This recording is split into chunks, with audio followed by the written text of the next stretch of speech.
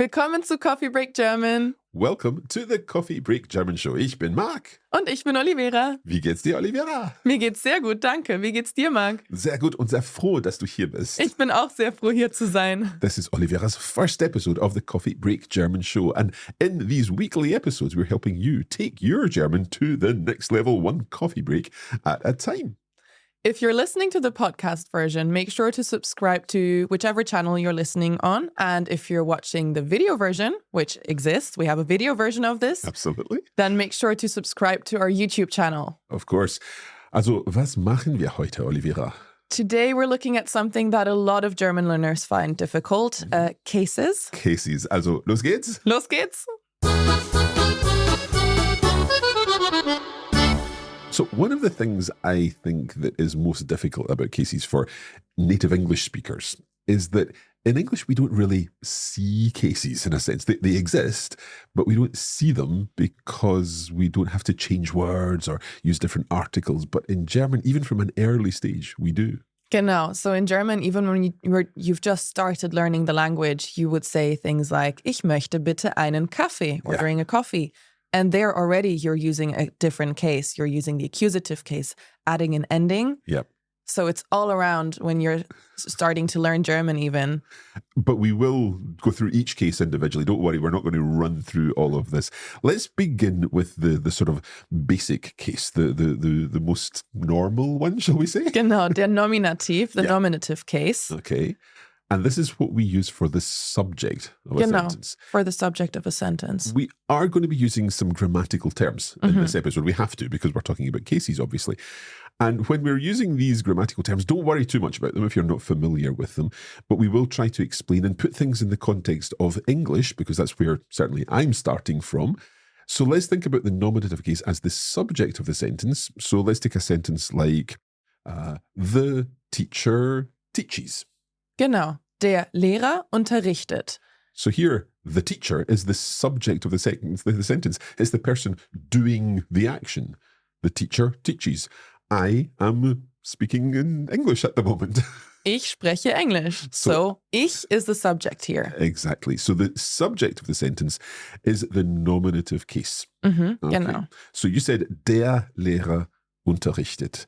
So Lehrer is a masculine word. Genau. If we said the teacher and the teacher were a female teacher. Die Lehrerin unterrichtet. So again, die Lehrerin, another subject. It's a nominative case again. Genau. There's another situation in which we use a nominative case, and that's after the verb sein. Genau, or even werden. Yeah, of course. So there are verbs that describe different states of being, but the most common one is sein, to be. Yeah. And for example, we can say, Mario ist ein Lehrer. Mario is a teacher. Yep. And ein Lehrer is again the nominative case. The fancy word for this, if you like fancy words, it's the predicate, the predicative noun in a sense. Genau. So, ein Lehrer, Mario ist ein Lehrer, and that is a nominative. And it's coming after sein, or as you said, werden, if you're becoming a teacher, for example. Ja, Mario wird Lehrer. Ja. Oder wird ein Lehrer. Gut. Genau. So that's the nominative. It's used for the subject of the sentence. But we also have a case for we've got a couple of cases for the object. Yes. Let's begin with our direct object. Okay, so I lift the mug. That is the direct object. It's the thing that's receiving the action, as it were. Genau. So our direct object is what the action is happening to, or who the action is happening to. And we use the accusative case for that. Yep. So we will see a couple of different endings, but not too many, because the most of the things only change in the masculine, not for feminine or neuter nouns or the plural. So what we are talking about here is when articles change or maybe adjectives would change and so on, because it does have this influence. It does mean we've got to take into account what case it is, because that will have an influence on the article, the adjectives, and even the word sometimes. Genau, everything that this grammatical function affects in the sentence, basically. So what about I eat the apple? Ich esse den Apfel. So here, der Apfel is masculine, but because it's in the accusative case, because the apple is what the eating is happening to, that's why we're using the accusative case, and so it turns into den Apfel. Yeah. Der Apfel becomes den Apfel. Now, if I were eating something else that were a feminine thing, what happens there? Die Banane, Yeah. for example, it just stays die Banane. Ich esse die Banane. And it's still the accusative case. We're still talking about the subject being ich and the object, in this case, the direct object, being die Banane. Genau. But die Banane doesn't change because feminine nouns don't change. So it's an invisible Yeah. accusative case. Kind of like in English. Like in English, exactly. What about a das word, a neuter word? A das word. Ich sehe Mhm. das Haus. I am seeing the house. The house is seen by me. That's what the action is happening to. And das Haus doesn't change. Yeah. Okay. So we've got der, die, das in the nominative. Then den, die, das. We heard den Apfel Genau. in the accusative. And we also need to keep in mind that sometimes these changes are wider reaching. For example, if I were to say, I eat the tasty apple. Then it also affects our adjective. So we would say, ich esse den leckeren Apfel. So we have another en ending here. So der leckere Apfel turns into den leckeren Apfel. Okay, see, it does get a little tricky, but I think the key thing is that we're always thinking about recognizing this, understanding it, and over time it will feel more natural. I guess when I started learning German, I would probably have said, ich möchte ein Kaffee. Genau. But now it feels really odd to say that. Yeah, because I've that just got happens more over used to- time. yeah. Yeah. Sprachgefühl. Genau. A wonderful Sprachgefühl, a feeling for language. Now, we also need to think about the accusative case with some prepositions, don't we? Genau. So we have different prepositions that talk about movement or that indicate a direction. Mhm.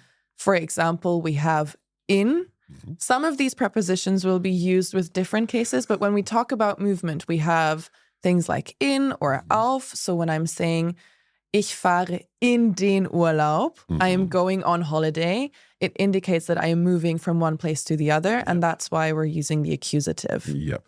But as Oliveira said, we will come across this again when we're looking at another case, because certain prepositions need other cases. Genau. And that's the dative case. We'll leave that for now. So just let's think again about, we've done nominative so far, that's the Genau. subject of the sentence. Now we've done accusative, and that's for the direct object of the sentence. And we've seen that it changes the masculine definite article. Der becomes den, and it also changes the indefinite article. Genau. So ein Kaffee in the nominative, but einen Kaffee, as we said, ich möchte einen Kaffee in the accusative. Genau. And the good news is it doesn't change the indefinite articles for die and das words either. Ausgezeichnet. Yeah. Let's move on, because you mentioned that other case. Our third case would be the dative case. Genau. The dative case is used for the indirect object of a sentence. And the indirect object of a sentence is, the way that we can think about it is the thing or the person that benefits from the action. That's a little bit philosophical. A tiny bit. I know you like your Something, philosophy. yes. So it benefits from the action. I think, do you know what? I think an example will help. Genau. For example, if I am gifting you an apple Okay. or a mug, Okay. in German we would say, ich schenke dir eine Tasse. Yeah. So here we have both cases. We have all three cases. Yeah. Ich, I am the subject. You are who are benefiting from this action of being gifted something. Yep. And the direct object, the mug, is in the accusative case. Yep. But you're the person who benefits from it. So I'm you benefiting are from the gift. genau. So we use dir, which is in the dative case. Yeah. So the cases, as we've said, they affect articles and so on, but they also will affect pronouns. Genau. So here we're using a pronoun, dia being a dative pronoun. But let's swap this around, and you say perhaps, I give my sister a mug or a gift or whatever. Okay, so it becomes a bit trickier here with the endings. So I am saying my sister would be meine Schwester, but when she benefits from the gifting, so when it's in the dative case, I would say ich schenke meiner Schwester eine Tasse. Yeah, so meiner Schwester, that's the dative version of meine Schwester. And maybe if we just look at the definite articles, the definite articles are going to change this time for each of them. Yes. So we've got the masculine, which would normally be der, becomes dem. Genau. So give us an example of that. Wir helfen dem Mann. Okay, we are helping the man. Now they are helping, he's benefiting from this help. Genau. So he is in the dative. Wir helfen dem Mann. If it were, we're helping the woman. Wir helfen der Frau. So that's the one that confused me at the beginning, to be honest, because der, that's the masculine, is it not? But it's actually the feminine dative definite article. Genau. So here we can see how der Mann turns into dem Mann and die Frau turns into der Frau. Okay.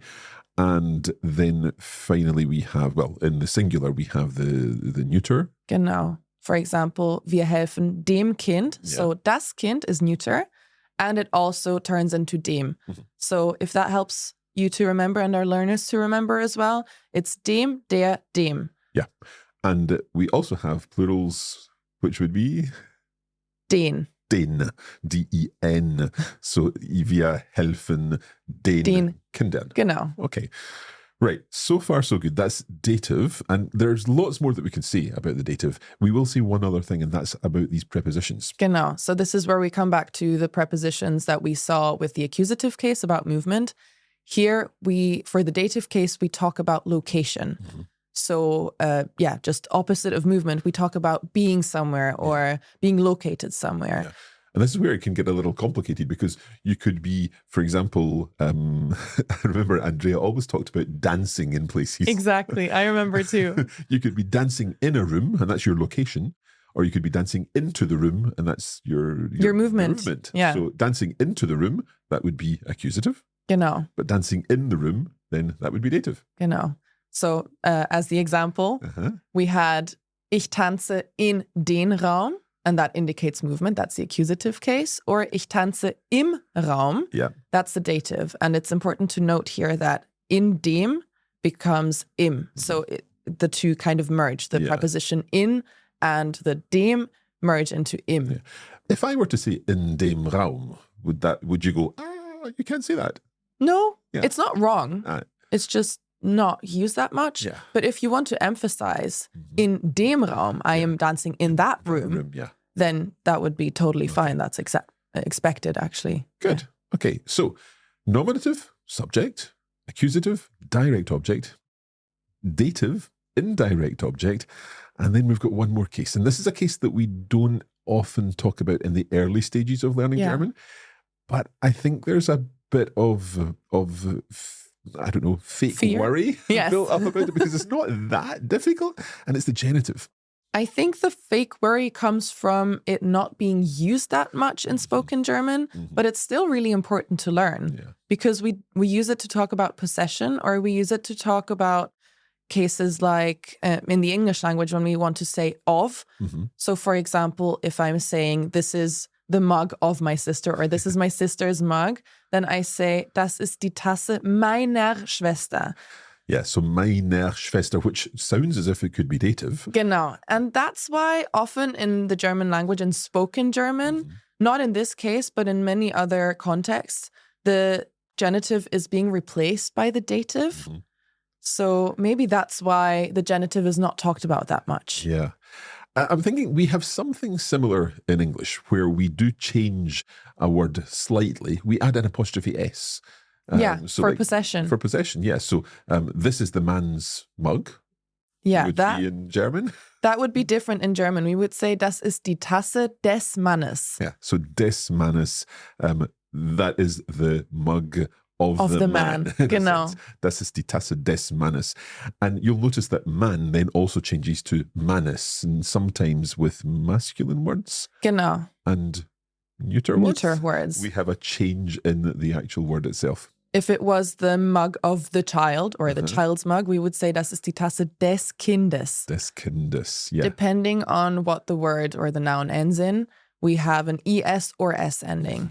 And I think the key thing about the genitive is that it's something that you get used to. The more you see it, the more you're familiar with it. And my advice about the genitive is don't worry about it. You get it after a certain time, I think. For sure. And that's true for most cases, for all of the cases, really. Yeah. Okay, I think we should perhaps summarize where we've gone with this lesson because we've talked about the nominative, and that's the subject of the sentence. Genau. Then we also have the accusative case, which is for the direct object of a sentence, and also for certain prepositions when we talk about movement or a direction. And we also had the dative, and that's for the indirect object of the sentence, particularly when something receives the benefit of the, the gift or whatever it is, the help or the gift and so on. And the dative also has a prepositional element to where we sometimes see particular prepositions used with the dative. And you could say the same about the genitive, because there are some genitive prepositions. We are not going to talk about those now, though. That's for another lesson, another episode. But mostly the genitive is talked about for possession and for talking about what something belongs to. Exactly. To someone. Okay, I think we'll leave it there.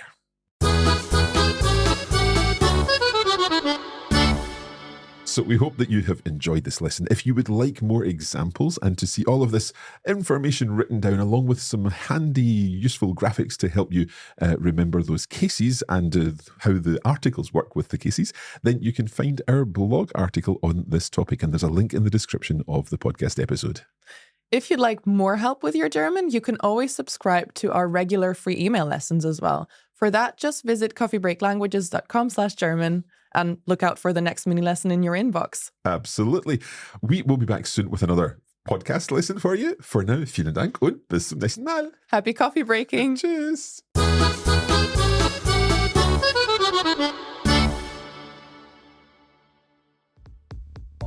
You have been listening to a Coffee Break Languages production for the Radiolingua Network. Copyright 2023 Radiolingua Limited. Recording copyright 2023 Radiolingua Limited. All rights reserved.